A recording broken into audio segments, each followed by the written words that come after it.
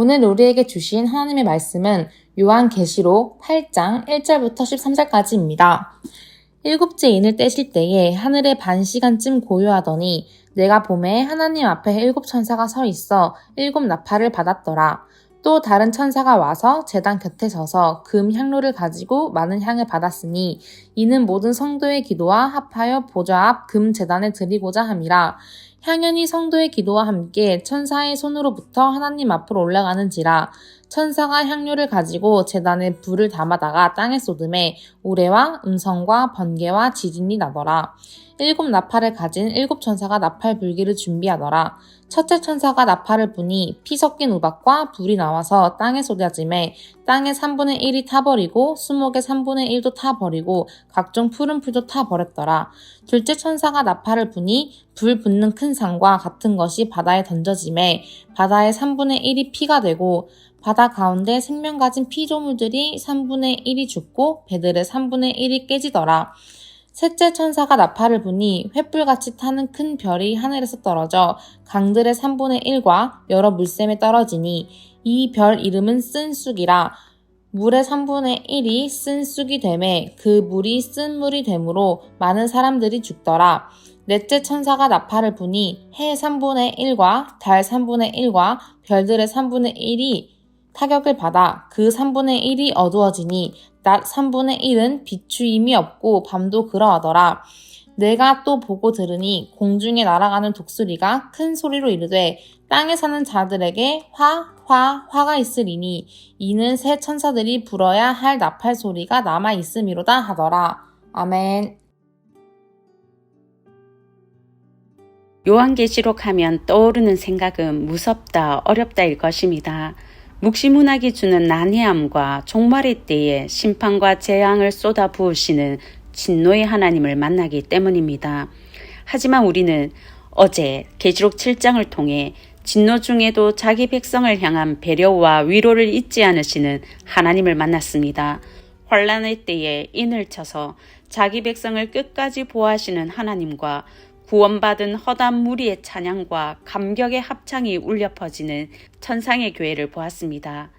요한계시록은 겉으로 보이는 것과 달리 자기 백성을 향한 하나님의 배려와 위로와 소망이 담긴 책입니다.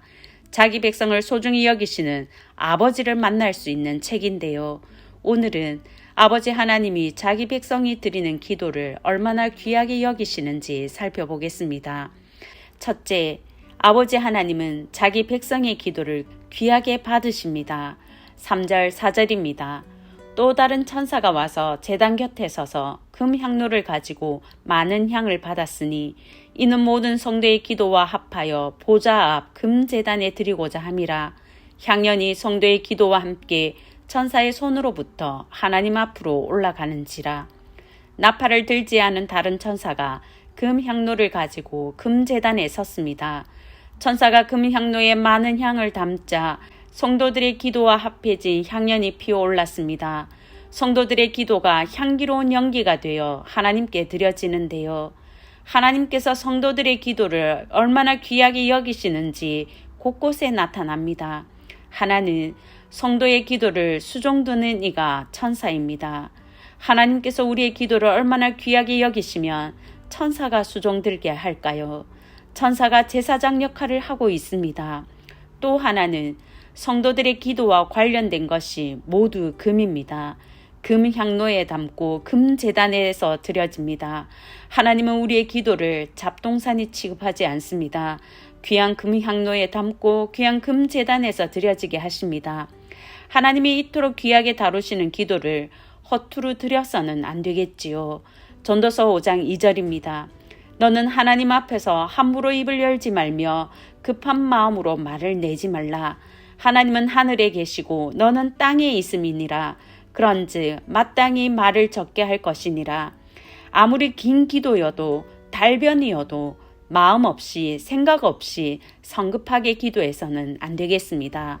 성도들의 기도를 귀하게 여기시는 하나님은 성도들의 기도가 향기로운 연기가 되게 하십니다. 향기로운 연기로 받으시는데요. 이때 드려지는 성도들의 기도는 어떤 기도일까요? 5절 이유를 보면 추측할 수 있습니다. 5절 세번역입니다. 그 뒤에 그 천사가 향로를 가져다가 거기에 제단불을 가득 채워서 땅에 던지니 천둥과 요란한 소리와 번개와 지진이 일어났습니다. 제단으로부터 쏟아진 불은 성도의 기도가 응답되었음을 보여주는데요. 기도 응답이 천둥과 요란한 소리와 번개와 지진입니다. 나팔 심판입니다. 성도들이 기도 드리고 있는 때는 환란의 때입니다. 소아시아 성도들이 유대인들과 로마에게 박해받는 상황인데요. 기도 응답이 재앙과 심판이고 기도가 드려지는 때가 박해의 때인 것을 보면 성도들이 드린 기도는 탄원이었을 것입니다. 순교자의 부르짖음을 통해 내용을 추측할 수 있습니다. 계시록 6장 10절 세 번역입니다. 거룩하시고 참되신 지배자님, 우리가 얼마나 더 오래 기다려야 지배자님께서 땅 위에 사는 자들을 심판하시어 우리가 흘린 피의 원한을 풀어주시겠습니까? 성도의 기도는 온 세상의 통치자이신 하늘의 하나님께 박해자를 심판하여 주시기를, 신원하여 주시기를 간구하는 기도였습니다. 언제 피 흘린 원한을 풀어주시겠냐고 탄원하는 기도였습니다. 성도의 피 흘린 기도를, 억울한 탄원을 하나님께서 향기롭게 받으셨습니다. 하나님은 감사와 찬양의 기도만 향기롭게 받으시는 것이 아닙니다. 정제된 말, 품이 있는 기도만 향기롭게 받으시는 것이 아닙니다. 환란의 때에 울부짖는 기도를, 외마디 비명과 같은 기도를 향기롭게 받아주십니다. 억울함을 토해내는 그 탄원의 기도를 향기롭게 받으시고 응답하십니다. 다윗은 이 사실을 너무 잘한 것 같습니다. 시편 31편 17절 세 번역입니다. 내가 주님께 부르짖으니 주님 내가 부끄러움을 당하지 않게 해주십시오. 오히려 악인들이 부끄러움을 당하고 죽음의 세계로 내려가서 잠잠하게 해주십시오. 자신이 아니라 악인이 부끄러움을 당하게 해주시기를, 악인이 죽어서 잠잠하게 해주시기를 부르짖었습니다. 하나님은 악인의 죽음과 신원을 바라는 성도의 기도를 향기롭게 여기십니다. 귀하게 받으십니다. 악인의 죽음을 바라는 기도가 귀하다, 향기롭다, 이상하지요. 하나님은 악은 반드시 심판하시는 공의의 하나님이시기 때문입니다. 악을 심판하는 것이 하나님의 계획이요 하나님의 뜻이기 때문입니다. 기도하지만 응답이 더딜 때 우리는 낙심하지요. 낙심한 다윗은 이렇게 기도했습니다. 시편 13편 1절입니다. 여호와여, 어느 때까지니이까? 나를 영원히 잊으시나이까? 주의 얼굴을 나에게서 어느 때까지 숨기시겠나이까? 하나님을 향한 서운함과 낙심을 쏟아 놓았는데요. 이 기도가 성경에 기록되어 있습니다. 하나님은 우리의 낙심 어린 기도조차도 귀하게 받아주십니다. 성도 여러분, 낙심하여 드리는 그 힘없는 기도조차 귀하게 받으시는 하나님을 믿으시기 바랍니다. 하나님이 귀하게 받으시는 우리의 기도는 초라할 수 없습니다. 능력이 없을 수 없습니다. 우리의 기도를 향기롭게 귀하게 받으시는 하나님을 믿고 오늘도 기도의 자리를 지키시는 성도님들 되시길 바랍니다. 둘째, 아버지 하나님은 성도들의 기도를 귀하게 사용하십니다. 1절입니다. 일곱째 인을 떼실 때에 하늘이 반시간쯤 고요하더니, 어린 양께서 7번째 인을 떼셨는데 6인을 뗄 때와 사뭇 분위기가 다릅니다. 재앙이 임하지 않습니다. 하늘이 반시간쯤 고요합니다. 정적이 흘렀습니다. 순교자들의 탄원도 그치고 하늘에 울려 퍼지던 감격의 찬양도 그치고 침묵하는데요. 2절에서 7천사가 7나팔을 받아가지고 있는 것을 보면 이미 재앙은 준비되었고 반드시 재앙은 내려질 것입니다. 그런데 인을 떼고 반시간쯤 정적이 흐릅니다. 침묵합니다. 침묵 가운데 하나님의 시선이 향한 곳은 제단입니다. 제단은 성도들의 기도가 올려지는 곳이지요. 왜 하나님은 침묵하시며 제단을 보셨을까요? 에스겔 36장 37절입니다. 주 여호와께서 이같이 말씀하셨느니라. 그래도 이스라엘 족속이 이같이 자기들에게 이루어 주기를 내게 구하여야 할지라. 황폐한 이스라엘의 회복을 약속하신 하나님이 이스라엘을 향해 하신 말씀입니다.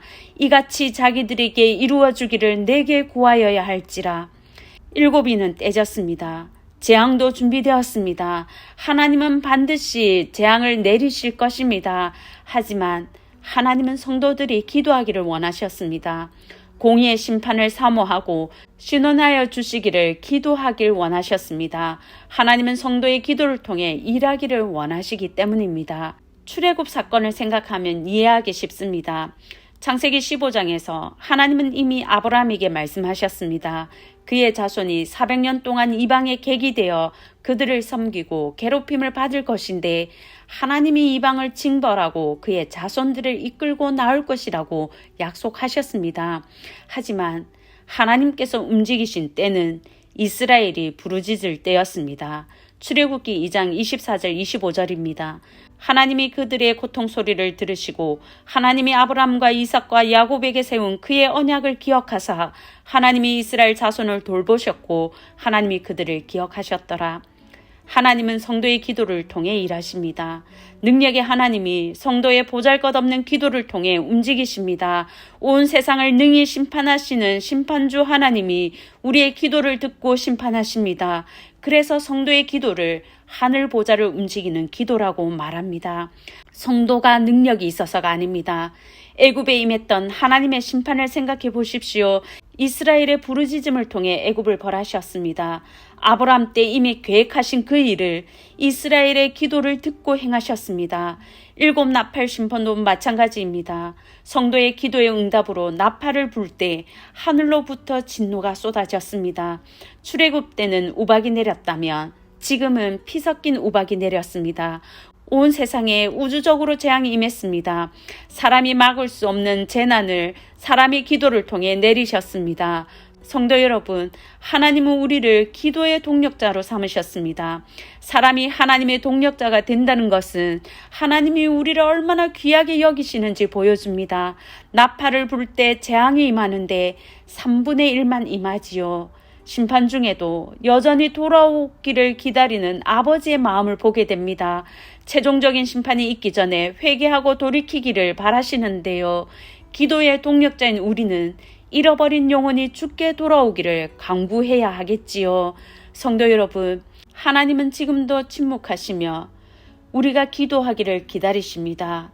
하나님의 시선은 우리를 향해 있습니다. 불의한 세상에서 공의와 정의를 위해 기도하는 오늘 아침 되기를 바랍니다. 기후위기와 전쟁과 재난을 겪는 이때에 잃어버린 영혼들이 회개하고 주께 돌아오도록 기도의 향을 끊지 않고 올려드리는 저와 성도님들 되시길 바랍니다. 이제 들은 말씀과 교회를 위해 기도하겠습니다. 하나님의 뜻이 이루어지도록 공의와 정의를 위해 영혼 구원을 위해 기도하게 하소서. 오늘 있을 정책 당회에 은혜 주시고 내년도 계획을 잘 세우게 하소서.